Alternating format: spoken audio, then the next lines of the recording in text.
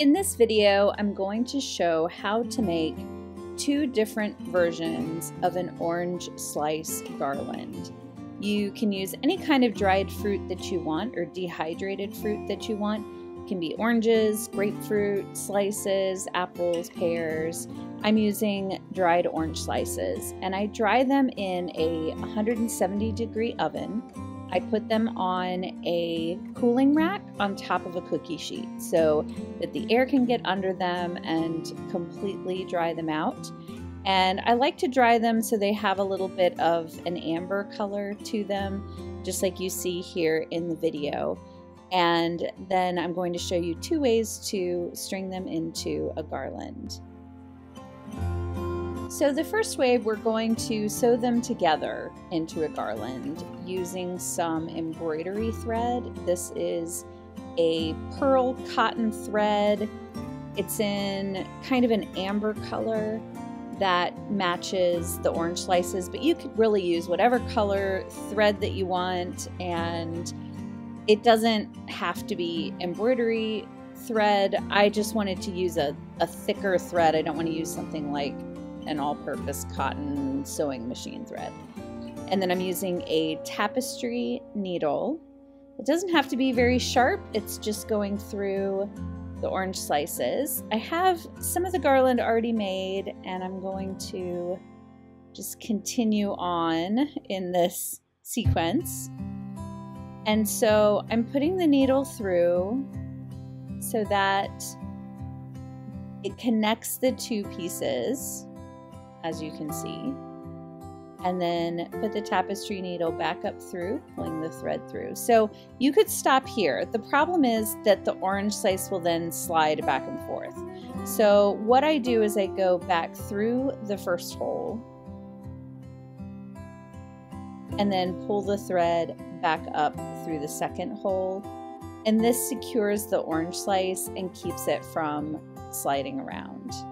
And then I just continue that process over and over and over again. So I'm not working with a piece of thread that's too long. I work from one end and then I cut the thread and then I start working from the other end so that I don't have this really, really long piece of thread that keeps getting all tangled up in the orange slices or in itself. And I end up making about a 5 or 6 foot garland at a time, so that it's a bit more manageable. And then on the ends, I just make little loops, just tie it off so that it's easy to hang. And that is version 1. For version 2, we have Violet here to help.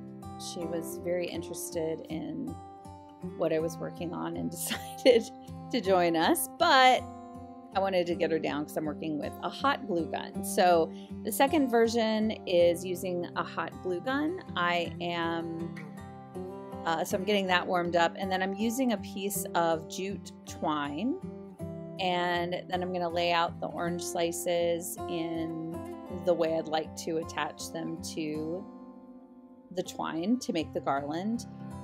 And I like to try to arrange pieces just so similarly sized pieces are next to each other, just so it looks nice to me.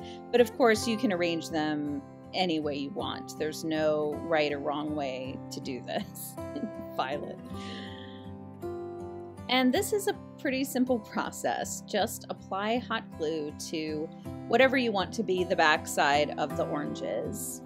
Put a little bead of hot glue and then push the twine into that hot glue, and then use something like a popsicle stick to push the twine down into the glue just so it's nice and secure. Sometimes I'll add just a little bit more glue on top of the twine just to make sure it's really adhered nicely.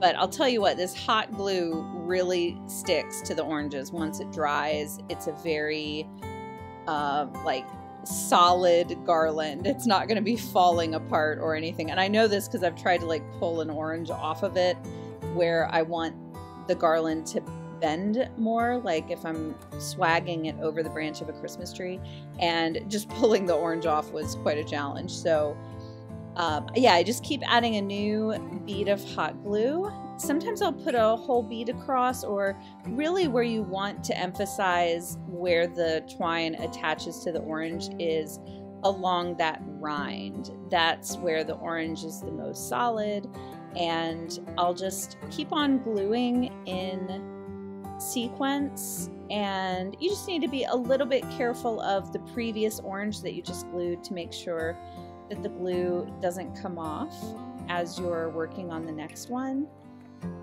So waiting for the glue to dry, even though it only takes a few seconds, does make this method take just a little bit longer maybe than sewing it on, but it's still a very good method for creating a garland. I think both work really well. It just depends on maybe what materials you have on hand, if you're working with kids or not, and just how you want to make your garland. And then to hang this garland, I will hang it so that the twine side is at the back so you don't see that.